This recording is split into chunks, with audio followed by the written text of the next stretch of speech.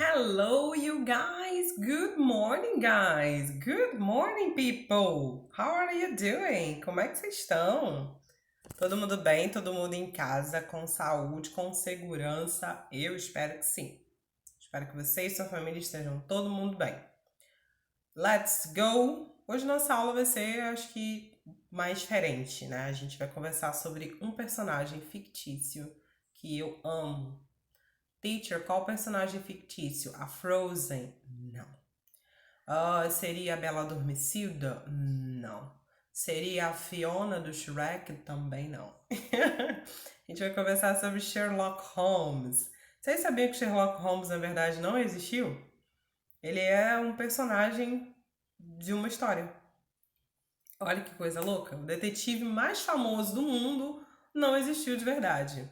Então, eu sei que a gente já fez alguns exercícios das páginas para frente, mas aí a gente vai voltar um pouquinho lá na página 354 e a gente vai ver esse texto maneiríssimo de Sherlock Holmes.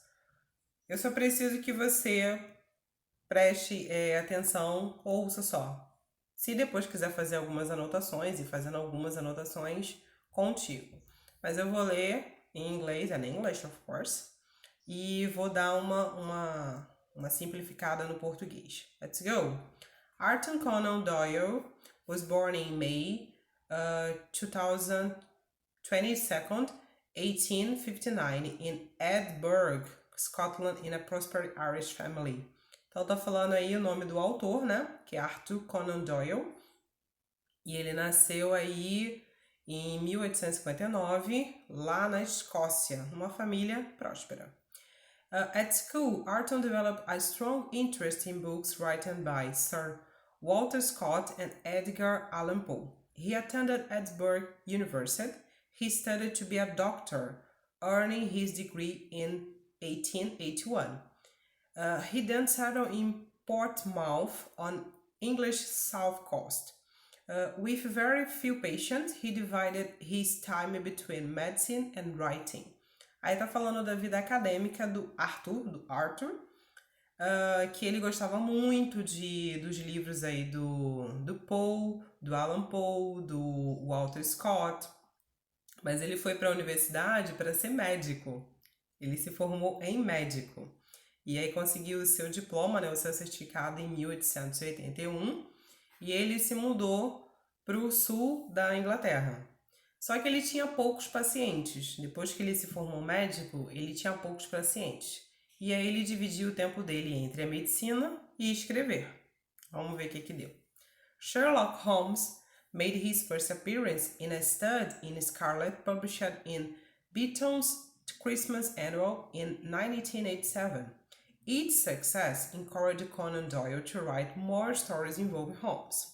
He visited police museums to gain inspiration for his stories.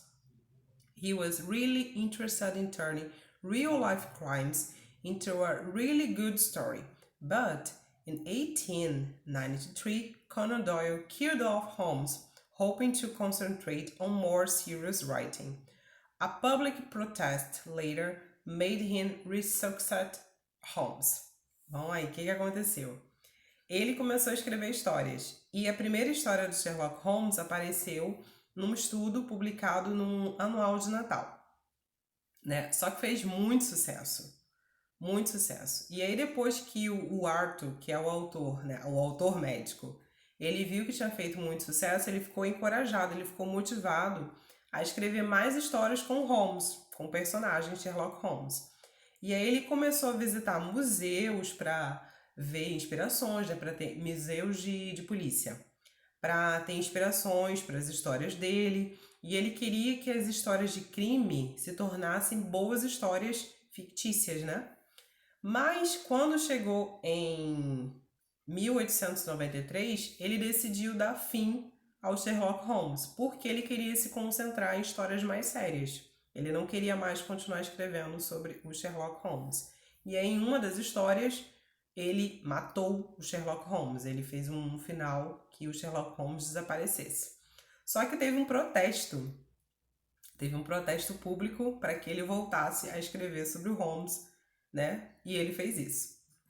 Conan Doyle also wrote a number of other novels, including The Lost World and various non-fiction works. These included pamphlets justifying Britain's involved in the Boer War and histories of First War, in which his son, brother, and two of his nephews were killed. After his son's death, he became very interested in spiritualism, seria espiritismo, espiritualidade. Então, o Conan, o Doyle, né, o Arthur, ele não só escreveu sobre Sherlock Holmes, ele escreveu outras coisas, no caso, outros romances, outros contos, novelas. E alguns deles eram sobre a Primeira Guerra Mundial, alguns sobre o envolvimento da Grã-Bretanha na Primeira Guerra Mundial. E a Primeira Guerra Mundial foi muito marcante, muito triste pro Doyle, né, pro Arthur, porque ele perdeu o filho, perdeu 2 sobrinhos e um irmão, e um irmão. Então, na Primeira Guerra Mundial, ele perdeu bastante entes queridos, né? O filho, o irmão e 2 sobrinhos. Depois da morte do filho dele, ele ficou muito interessado em espiritualidade, em religião. Doyle ran for Parliament twice, 1900 and 1906. Although he received a respectable number of votes both times, he was not elected. Ele concorreu ao parlamento, seria como se fosse nossas eleições aqui, 2 vezes, em 1900 e 1906. Apesar de ter recebido um grande número de votos, ele não foi suficiente para eleger ele, então ele não foi eleito político. Conan Doyle died of a heart attack in July 7th, 1930. He collapsed in his garden, clutching his heart with one hand and holding a flower with another. His last words were to his wife. He whispered to her, "You are wonderful." Aí vem a parte tocante da história. O Conan Doyle morreu em julho de 1930 de um ataque, né, do coração. E ele morreu no jardim dele, no jardim da casa dele. E ele morreu segurando uma rosa numa mão e na outra mão no coração. Então, o coração numa mão e a rosa em outra. A última pessoa com que ele falou foi a esposa e as últimas palavras de vida dele foram para a esposa e ele conseguiu sussurrar para ela: "You are wonderful." Você é incrível, maravilhosa. Olha, gente, que história comovente. Também o autor de Sherlock Holmes. Ai, meu Deus, chega, fiquei tocada agora. Então, pessoal, essa foi o nosso texto de hoje. Eu queria muito passar esse texto para vocês. Queria muito que a gente visse sobre Sherlock Holmes, né? Que tá no livro, né? E eu gosto muito também dele também. E, para finalizar a nossa aula, eu vou deixar um exercício... não, 2, deixei 2. Ai, pegadinha. Falei 1, mas era 2. Vamos lá. São todos na página... Não, um na página 354, o exercício 2. Diz assim o exercício 2. What, who do these words refers to? No texto, a gente tem umas palavras... Deixa eu voltar aqui. A gente tem umas palavras em negrito. E se você observar aí com cuidado, elas têm um númerozinho. Por exemplo, a primeira palavra que a gente tem é his. Lá no segundo parágrafo, é assim, ó. He studied to be a doctor, earning his degree in 1981. His, aí, ele se refere a quem? Esse his está fazendo referência a qual pessoa? Ganhou o diploma dele em 1881. Dele quem? Quem é esse dele? Aí vocês vão dizer para mim, esse dele se refere a isso. Já no segundo, o segundo his, a segunda palavra também é um his, mas olha a frase. Sherlock Holmes made his first appearance in a study. Então, Sherlock Holmes fez a primeira aparição dele na Study Scarlet. Esse his se refere a quem? Não é a mesma pessoa, né?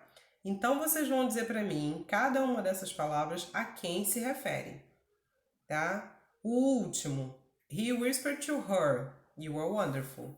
Ele suspirou para ela, sussurrou para ela. Você é maravilhosa. Quem é esse ela do texto? A quem se refere esse her? Então, é isso que eu quero que vocês façam aí no exercício 2, da página 354. E o último exercício, tá fácil, gente. Tem 2, mas é tudo pequenininho. O último exercício é da página 355, exercício 4. Give short answers according to the text. Claro que é o texto que a gente viu aqui atrás, né? Então, são respostas curtas. Respostas curtas. Was Doyle interested in reading Sir Walter and Edgar Allan Poe? O Doyle estava interessado em ler sobre o Edgar Poe e o Walter Scott? Sim ou não? Lembrando, was, a gente vai responder yes, he was or no, he wasn't, tá? Resposta completa, por favor. Did he? Yes, he did or no, he didn't. E vai lá o pessoal me colocar só yes, no, não, senão eu vou ficar chateada, hein? Letter C. Did he write? Respostas possíveis. Yes, he did, no, he didn't. Tá bom? Então, a primeira é ou é yes, he was, ou é no, he wasn't. E as outras, yes, he did, or no, he didn't. Ok? Esse é o exercício que vocês devem responder para mim. Já estamos chegando ao final do bimestre, nem parece. Não perca a revisão. Daqui a algumas aulas a gente vai ter revisão, não vou saber precisar exatamente quando. Confira as respostas dos exercícios anteriores. Quem está sendo meu aluno pela primeira vez, não precisa se preocupar, porque eu informo a vocês o conteúdo da prova. Não sou o tipo de professora que fala assim. O aluno pergunta assim, professora, o que vai cair na prova? A matéria toda, o que a gente estudou. Não, eu falo o direcionamento. Gente, vai cair past simple, vai cair irregular verbs, of course. Vai cair... deixa eu ver o que mais que a gente estudou aqui, que a gente estudou bastante coisa, né? Vai cair investigation vocabulary. Então, eu vou dar um direcionamento para vocês. Não precisem ficar preocupados, não. Tá bom? Só preciso que vocês estudem, que vocês assistam a revisão. Tá? Quem fez os exercícios até aqui vai estar tranquilo, com certeza. Ok? Tô esperando a próxima live pra gente se ver, pra gente bater aquele papo, tomar aquele café, né? Tem um pessoal que toma café junto comigo na live. Só entre a gente. Tá bom? Façam aí os exercícios, tá facinho, exercícios de vocabulário, tá tranquilo. E fiquem com Deus, a gente se vê na próxima live. Um beijo e até lá. Kisses and hugs.